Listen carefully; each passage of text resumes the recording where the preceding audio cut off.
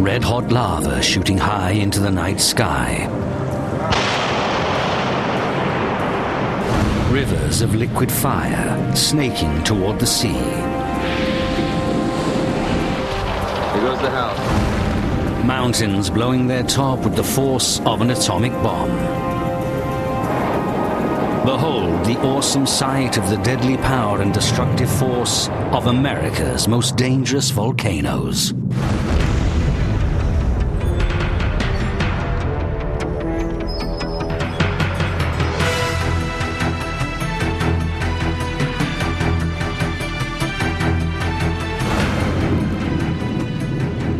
Volcanoes are the most devastating natural force known to man. Nothing can equal their power. And America's volcanoes are some of the most explosive on Earth, responsible for some of the most destructive eruptions in recent history. These monstrous beasts are not just confined to distant isles.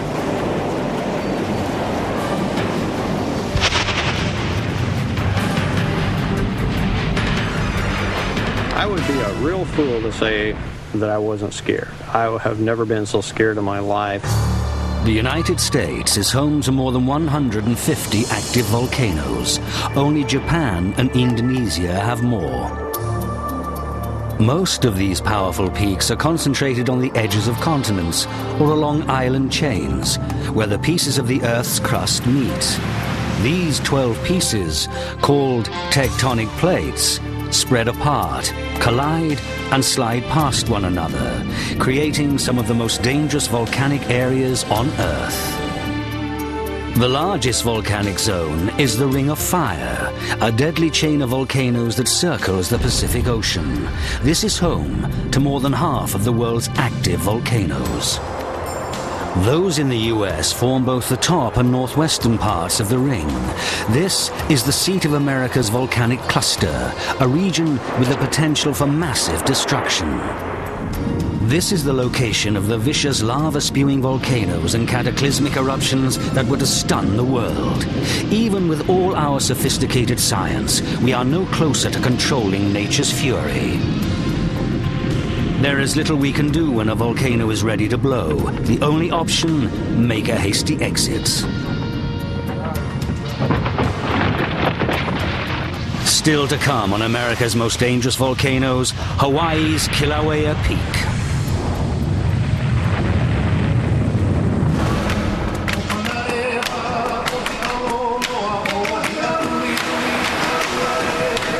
Each year, millions of people head for the big island of Hawaii and its beautiful black sand beaches, rainforests and coffee plantations. But the main attraction on this island paradise is far more ominous. It's a force of nature known as Kilauea.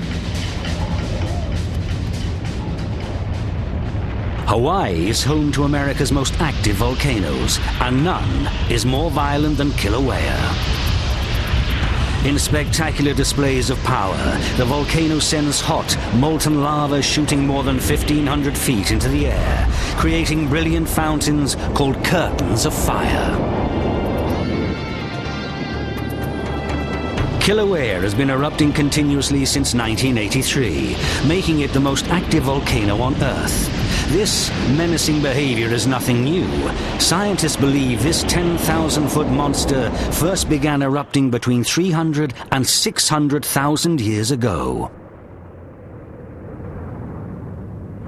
And as Park Ranger Jay Robinson tells us, ancient island traditions support that theory. Hawaiians describe eruptions from 2,000 years ago and chant detailed chronologies, detailed history of the eruption is told in hula dances from different eruptions. These constant eruptions offer an awe-inspiring view of Earth's creation and a very real threat to all those within its reach. Just ask Mary and Todd Dressler, a couple who paid the price for living too close to Kilauea. In early 1990, the volcano erupted, unleashing an immense, red-hot wall of lava that headed straight for their home.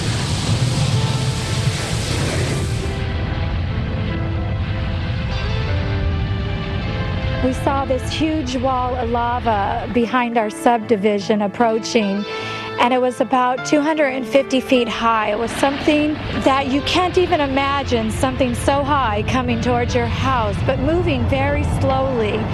So it wasn't like a wall of water.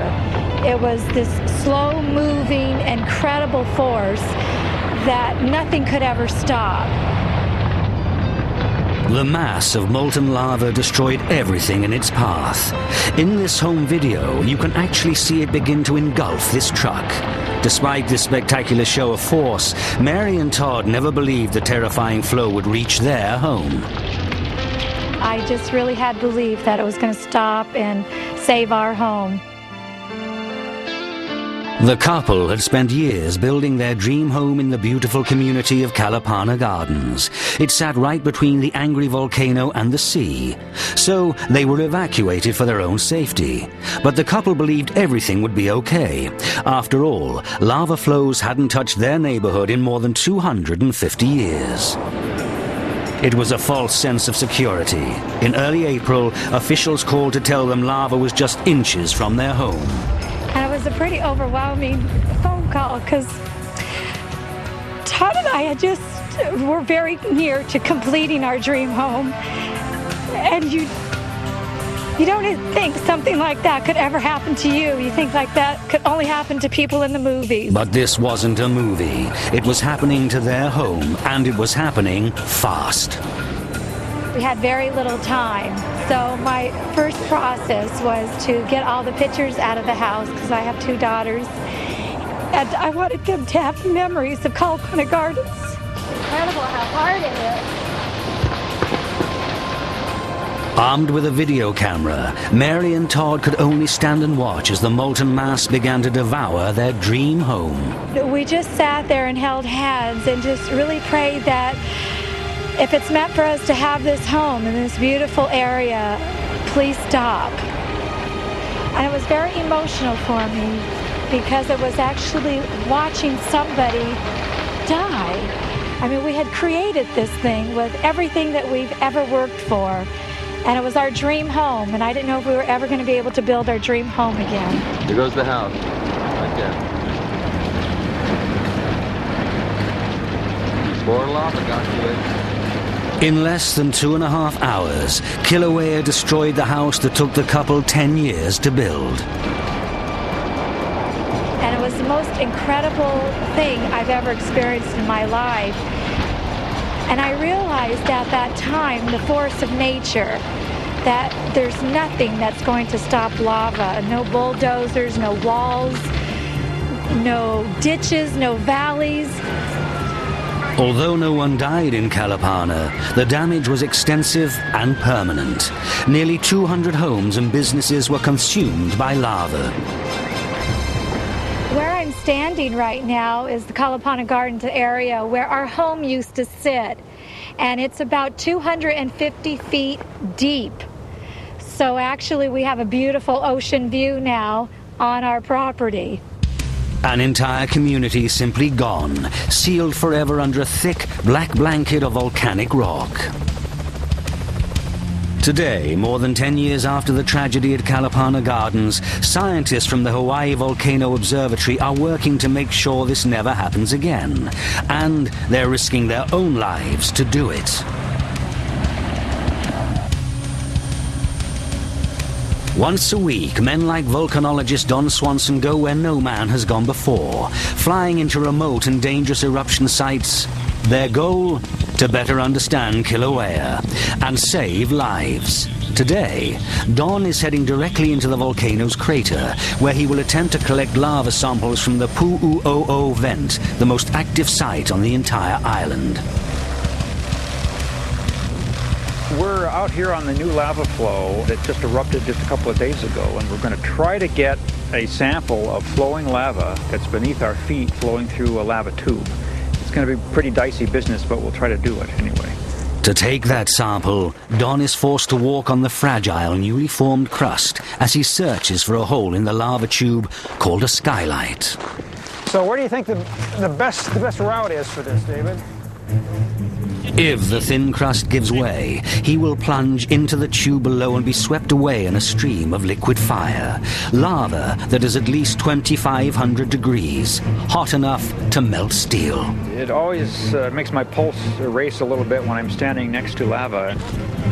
After some very careful maneuvering, Don reaches the skylight. We'll see.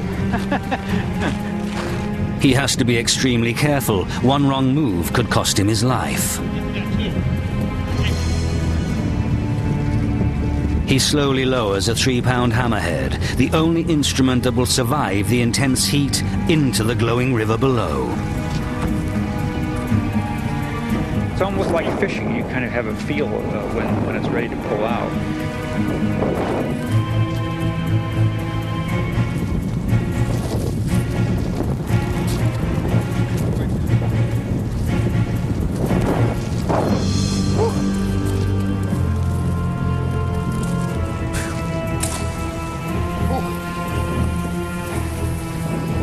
Gloves are inadequate, I'll tell you that much.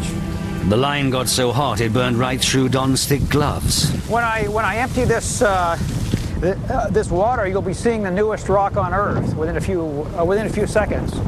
After a tense day filled with constant risks, Don gets his sample. Soon he will compare it to others gathered in the past 17 years, and he hopes this little piece of Kilauea will reveal how much longer this fiery volcano will continue its devastating race towards the sea.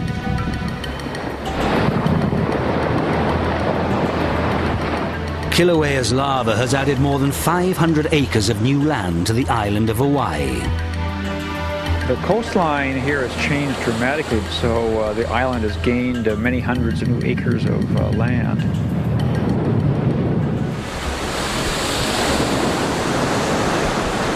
Beaches have been destroyed, other beaches have been created. It's just a very, very dynamic process. For the last 85 years, visitors to this fiery chain of islands have been able to watch this dynamic process up close at the Hawaii Volcanoes National Park. Here at Hawaii Volcanoes, this is a place of birth. It's a place where magma erupts from the earth and builds new land. It's a place of awesome beauty and incredible wonder. Here, visitors can actually enter Kilauea's crater.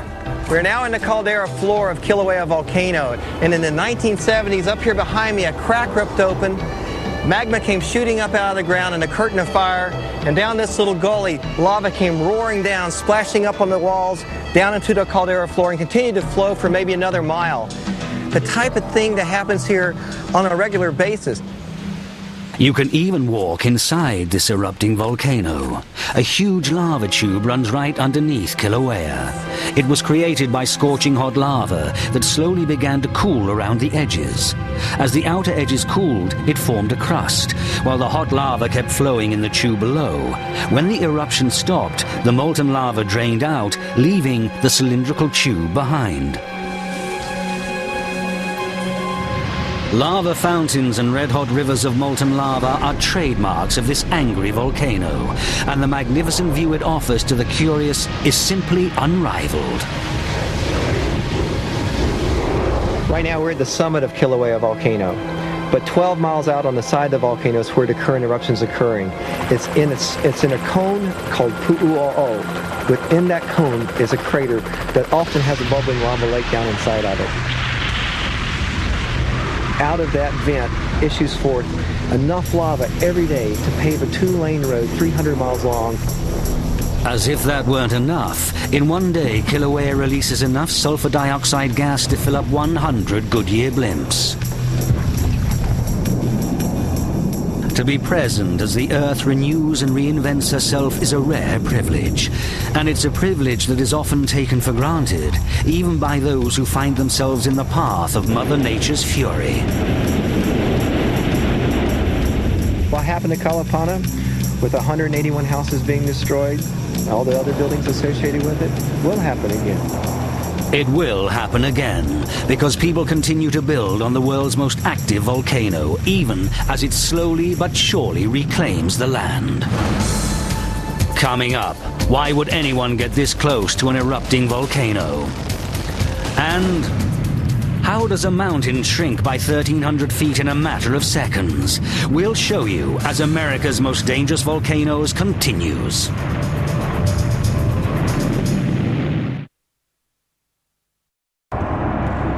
The United States is home to more than 150 of the world's most active volcanoes. 26 of these powerful forces are scattered across the Pacific Northwest, nestled among the snow-capped peaks of the Cascade mountain range. As we continue our journey of America's most destructive volcanoes, we go to southwestern Washington state. It was here that a volcano redefined Mother Nature's fury. You expect volcanoes to erupt. You don't expect mountains to fall apart. But that is exactly what happened on May 18th, 1980, when Mount St. Helens exploded into the news and the history books. One of the things that made Mount St. Helens so powerful was the fact that it's a composite volcano. That means it's built from layers of previous lava flows, ash, and other debris, and it would erupt with explosive force. Asleep for 123 years, no one knew the pressure and power that was building underneath the beauty of this snow-glazed peak. One of the things about volcanoes is that they're very unpredictable. In March of 1980, a series of earthquakes rumbled through the area, waking Mount St. Helens from her long slumber. In April, steam and ash poured from the crater and magma surged up inside the mountain, creating a bulge on the north side that grew 5 feet per day. It almost looked like a pregnant mountain. Geologists, thrill seekers, and the curious all gathered to watch. This was the first eruption on the continental US in 86 years. But in early May, people began to lose interest as the mountain quieted down. That was a big mistake.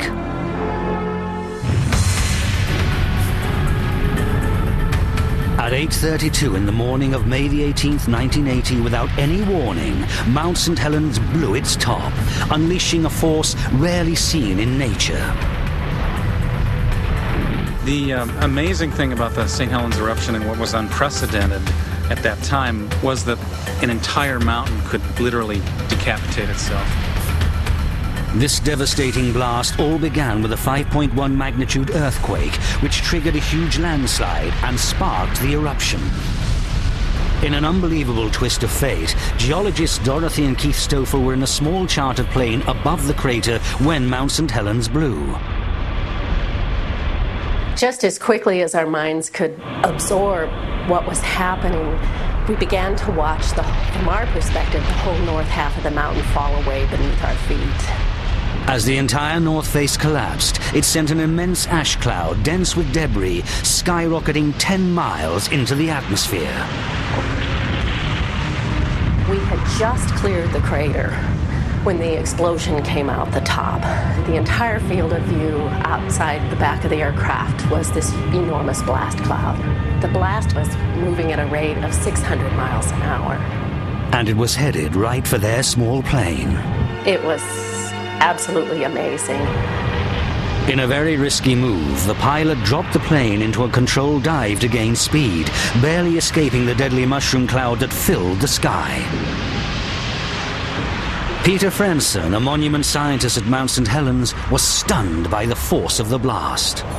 And a cloud of fragmented rock swept across the landscape at about 300 miles an hour, flattening 230 square miles of forest. Trees up to 17 miles away from the volcano were toppled by the blast. What used to be the top of Mount St. Helens mixed with melted glacier water and raged down into the valley below. It was the largest landslide in human history. The collapse of the entire volcano flowed down into the valley of the North Fork of the Tooele River. In just 10 minutes, the mud flow filled 14 miles of the river valley with debris, 150 feet thick. The fast-moving slide wiped out trees, bridges, everything in its path. Entire homes were spotted bobbing along on top of the deadly flow. Dean Fundingsland and George Barker were deputy sheriffs on evacuation patrol the morning Mount St. Helens blew. Dean was coming back down the mountain, and he had just begun to cross the Tootle River when he saw the mountain of earth rushing at him. There was already logs and stuff falling onto the bridge, and I left crossed that bridge as fast as I could push my patrol car because I didn't think I was, will I make it, won't I make it? I wasn't too sure. This area was not evacuated until the morning of the eruption. This wasn't even contemplated to be in a problem area. But the raging landslide knew no boundaries. Nothing could hold it back. It raged beyond the red zone, which was a 10-mile area surrounding the volcano that was off limits for safety reasons, ultimately traveling more than 30 miles and burying much of the small town of Tootle. I would be a real fool to say that I wasn't scared. I have never been so scared in my life. George had good reason to be scared. Mount St. Helens erupted with a force 500 times more powerful than the atomic bomb dropped on Hiroshima. The eruption began at 8:32 in the morning, and 5 hours later it was still going. Ash fell like snow on central and eastern Washington, blotting out the sun and turning day into night. Take a look at the clock on the right. This was shot at 1:24 in the afternoon, and it's nearly pitch black outside. The eruption lasted 9 hours, spewing and spitting until 5:30 that night. There is no way that anybody can say I'm the same as I was prior to May 18. Many who witnessed the blast that day did not live to tell their stories. The eruption of Mount St. Helens killed 57 people, making it the deadliest volcanic blast in U.S. history. The sideways nature of the blast and the entire, decapping of the volcano was completely unpredicted. The explosion sheared 1,300 feet off the top of Mount St. Helens. No one knew that was possible. So there were people camped out 10 or more miles away in valleys where they couldn't even see the volcano that were overrun by the blast, completely unsuspecting. Geologist David Johnston was one of the 57 people killed. He was surveying the volcano's activity when he got caught in the blast. The Johnston Ridge Visitor Center at Mount St. Helens Monument is named after him. Here our charge is to open up the area, to provide trails, visitor centers, exhibits, so people can understand what happened here. The land around Mount St. Helens still bears deep scars from the events of May 18th, 1980. The top and the insides of Mount St. Helens was traveling so fast when it crossed the valley between us and the volcano that it had enough force that it came up and over this 4,000-foot ridge. And as it hit the ridge, it scoured off the soil, the forest, everything. Only now, 20 years later, are signs of life beginning to return. 200 miles of trails twist through the blast zone, allowing visitors to hike right through the eerie wasteland.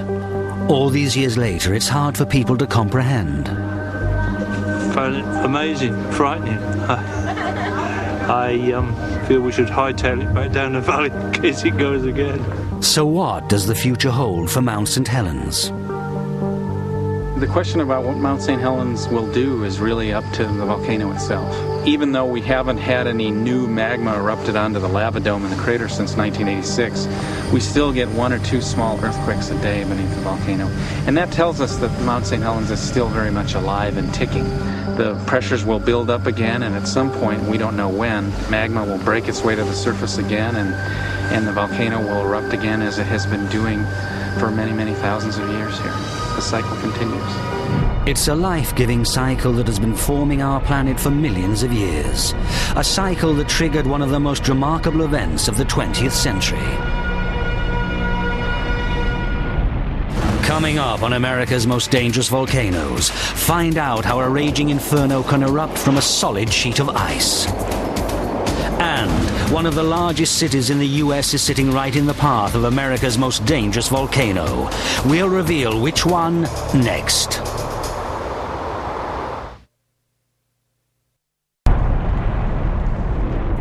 The sheer force of Mount St. Helens' brutal explosion reminded the world of the primal power lurking beneath America's Cascade Mountain range. But Mount St. Helens is just one of more than 24 Cascade volcanoes.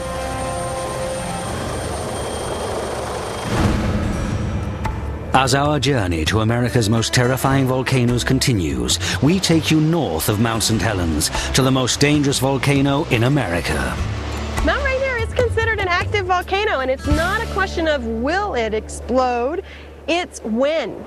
Experts believe the eruption brewing inside Washington's Mount Rainier will be so powerful it will make Mount St. Helens' deadly blast pale in comparison. Park Ranger Maureen McGee-Ballinger lives in the Mount Rainier National Wilderness Area. Rainier has the potential for much greater mud flows than Mount St. Helens ever had. And a lot more lives could be at stake. Seattle, one of the largest cities in the U.S., sits right in Mount Rainier's path. And when it blows, millions of people could be at risk.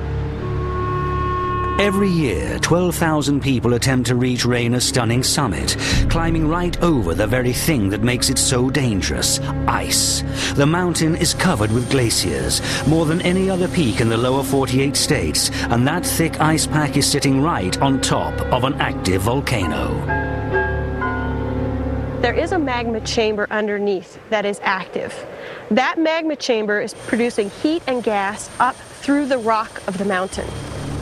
As a huge chunk of the sea floor, called the Juan de Fuca Plate, rams itself under the lighter North American plate, it is forcing more hot magma up inside this 14,410-foot sleeping giant, building the pressure and the heat. You have glaciers on top of Rainier, which are percolating water down through the rock.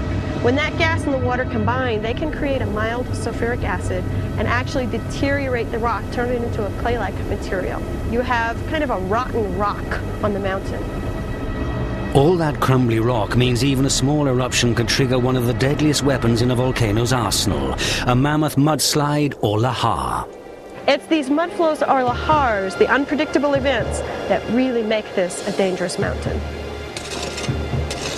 Geologists believe Mount Rainier will one day unleash a cataclysmic flash of mud and rock, bigger than the terrifying landslide that followed Mount St. Helens' blast.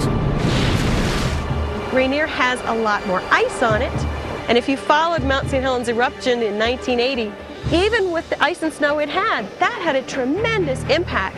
If you can imagine that magnified, that's what Rainier would be doing. Mount St. Helens magnified, because experts believe the death toll of a Rainier eruption will be huge. Right now, more than 100,000 people live on the deposits of Mount Rainier's ancient volcanic flows, and directly in the path of new ones. When Mount Rainier erupts, most likely that eruption is going to occur and flow toward the greater Seattle area, toward the towns of Orting, Sumner, Buckley, Enumclaw. Geologists have calculated the flow patterns for mudslides on Mount Rainier, and the two most likely paths lead directly to the town of Orting. It sits in a narrow valley only 30 miles west of the mountain. The town of Orting really put together an impressive geohazard plan right down to their school systems and how to evacuate schools. But Orting may never get a chance to put its plan into action. Experts say a massive landslide will reach the town in less than an hour and bury it within minutes. The townspeople will get about a 15-minute warning, but experts predict escape routes will be blocked as panicked drivers fill the roadways, causing widespread gridlock. People will be trapped in their cars as the mudslide swirls around them, swallowing their cars and burying them alive. Even Seattle and the heavily populated Puget Sound area aren't safe.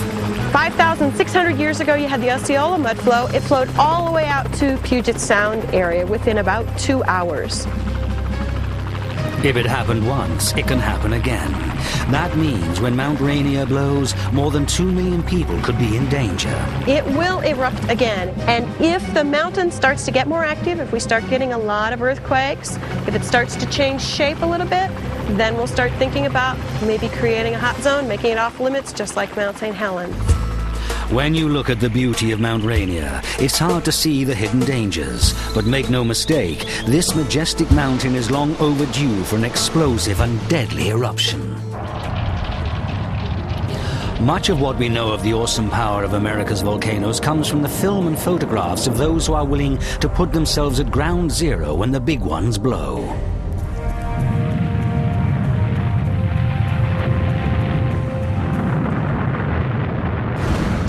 As our journey continues, we follow an American couple who head right into the line of fire, putting their lives on the line to chase killer volcanoes. The beauty of a volcano is that it's alive, and it reminds me that the Earth is alive. There. Donna and Steve O'Meara have been chasing volcanoes for 21 years.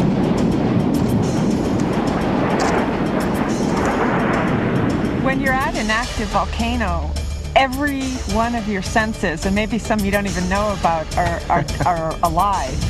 You feel the heat, you have the smells, you have the sound of tinkling and crunching, or explosions. Your body shaking because underneath the ground is rumbling. You taste the metal in the air. I mean, you're really involved. Although there are nearly 1,000 volcano experts worldwide, only a few dozen engage in the kind of daredevil research that the O'Mearas pursue. You can never be totally safe at a volcano. They're just too unpredictable.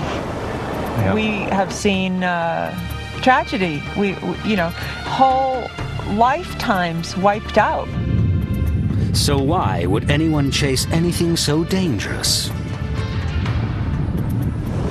Here we are on this planet, and we're living side by side, whether you know it or not, with over 1,500 active volcanoes that could erupt at any day.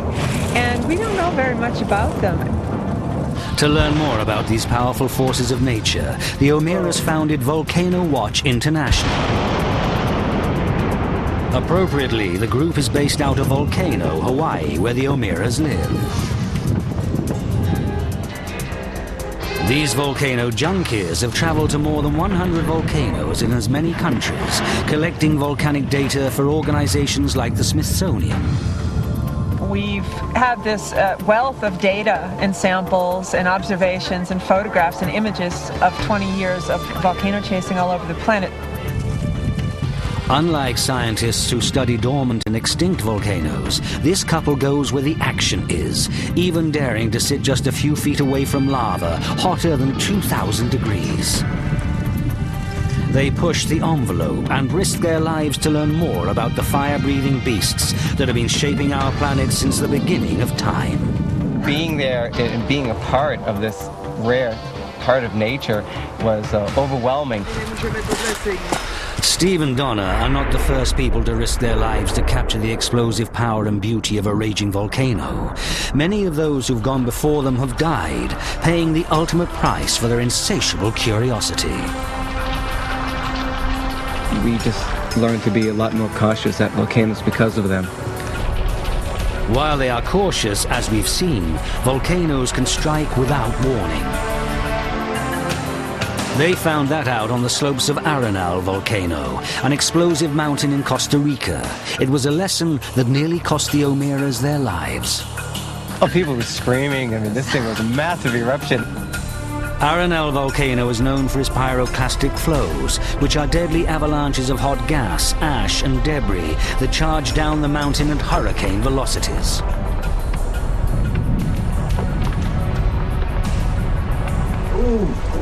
Oh, that's another eruption. The scariest situation I ever had was at Arenal volcano, and it had been erupting violently, boom, these big booms, and we were about a mile away in a little cabin, and Steve had gotten up because he couldn't sleep and gone out and set up his camera.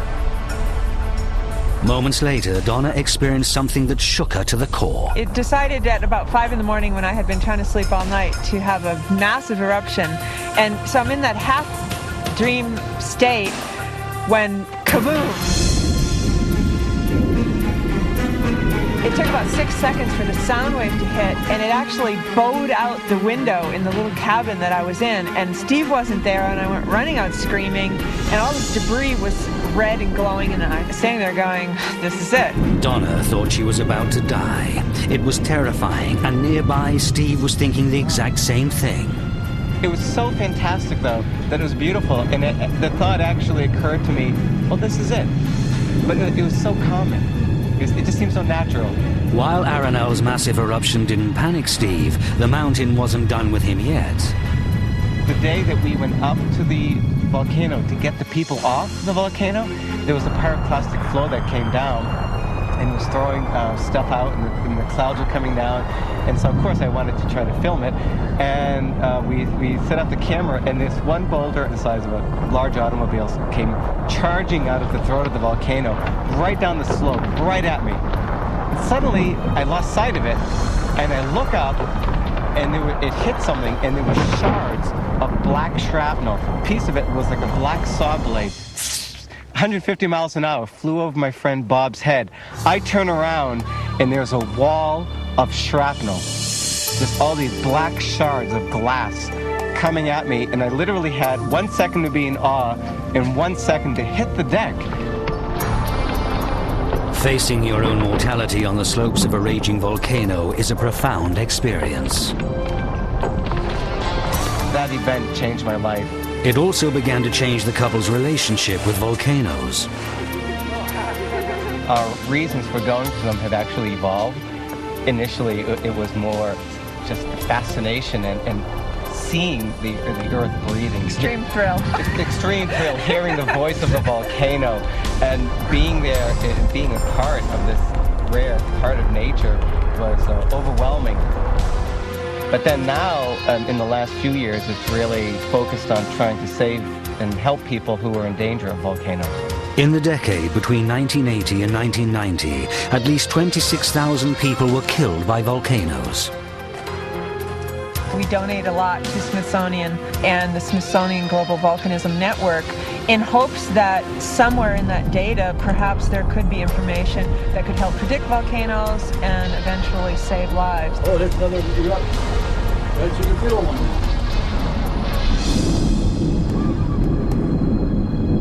Hopefully you'll be able to look at the footage or the stills and see trends, and we can learn how to better assess dangers at other volcanoes. It's a risky undertaking that often puts this couple directly in harm's way. I think some people think we're crazy because being at a volcano is just not something that's really, quote, normal. But I believe we'd be crazy if we didn't chase volcanoes, because that's, we've learned, is our destiny. When you're at a volcano, you just realize you're just this little insignificant speck in the universe, and it kind of brings you down a few notches, and you just appreciate life and the beauty of the earth.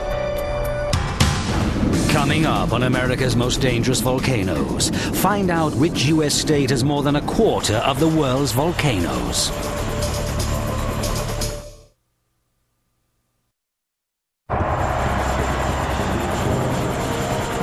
In a very chilly corner of the United States, there lies what is possibly the most impressive string of volcanoes in the world. As we journey to America's most dangerous volcanoes, we find ourselves in Alaska's Aleutian Islands, home to at least 80 destructive volcanoes. This is the northern arc of the Ring of Fire, a deadly cluster of volcanoes that circles the Pacific Ocean. Stretching 1,500 miles across the Bering Sea, the Aleutians are home to 1/4 of the world's active volcanoes. When Aleutian volcanoes get into high gear and erupt explosively, it's dangerous to get very close. In the past decade, hardly a year has gone by without an eruption in this island chain. The rugged, harsh landscape makes it nearly impossible for anyone to live here, and it's a good thing. Without warning, these powerful volcanoes can unleash deadly mudslides, hot lava, and ash clouds dense with debris. It's a hot zone that has intrigued volcanologist Richard Hazlitt for decades. The Aleutian volcanoes are more similar to the volcanoes of America's Pacific Northwest than to those found in Hawaii. They tend to be explosive, building large cones of debris and ash. While most of the Aleutian Arc is made of composite volcanoes like the Cascades, there is one exception, a Hawaii-style volcano that erupts in a spectacular combination of fire and ice. West Dahl Volcano, located in the middle of the Aleutian chain, is covered with a massive sheet of glacial ice. In the early 90s, pilots watched as it erupted, creating a huge fissure that snaked through the ice. A curtain of fire shot through the crack, spitting fiery lava high into the air. It's beautiful to see, but on volcanoes, fire and ice is a terrifying combination. It produced a lava flow that poured out across the snow and ice near the summit, generating a lot of meltwater, creating one of the most feared hazards and destructive volcanic hazards known, a lahar, a big mud flow. Massive amounts of melting water fueled the mudslide. Piles of debris roared down the volcano, racing more than 6 miles, not stopping until it reached the Pacific Ocean. The Aleutian volcano's proximity to the sea means they can trigger one of the deadliest forces in nature, a tsunami. A tsunami is a massive ocean wave that pummels the shore and can do huge amounts of damage to oceanside communities and businesses. Mount Augustine has produced huge flows of hot ash and rock, sent them into the sea. In 1986, Mount Augustine shot huge ash clouds into the atmosphere. It didn't produce any big flows, but the pressure is building and it could be deadly. The 1883 eruption of Augustine volcano sent a lot of material into the ocean at once and created a tidal wave, a tsunami, 30 feet high that affected an area within 60 miles of the island, an area today that receives a lot of shipping and has inhabited shorelines. North of Mount Augustine, at the top of Cook Inlet, sits the largest volcano in the Aleutians. It's only 70 miles from Anchorage, putting it within striking distance of Alaska's biggest city. Spur is an enormous volcano. At 10,000 feet, Mount Spur is a major threat, not only to the people living below it, but to those flying above it. There's a big problem for commercial aviation in the northern Pacific. It crosses the axis of the Aleutian Islands, and there are huge ash plumes that these volcanoes occasionally put high into the atmosphere, 8-9 miles up. In 1992, Mount Spur blew its top, sending a massive cloud of ash and debris right into heavily traveled flight paths. Those plumes of ash are invisible on radar, and they can send a plane plummeting to the ground. It gets into jet engines, causes them to seize, and the only way that those planes can recover control is in a fairly fast dive that flushes the engines. Mount Spur's angry blast shut down the Anchorage airport for more than 20 hours and forced dozens of jetliners to make detours around the area. The FAA keeps a close eye on this active stretch of volcanoes and the huge plumes of ash. So far, they've been lucky, but these fire-breathing beasts are unpredictable, and one day, a surprise blast could have deadly consequences. It's easy to think of volcanoes as the dinosaurs of the natural world, but in this cold corner, along this island chain of 80 active volcanoes, eruptions are very much a part of the present, not the past. Deadly force and stunning beauty, America's most dangerous volcanoes are far more spectacular than any man-made explosions.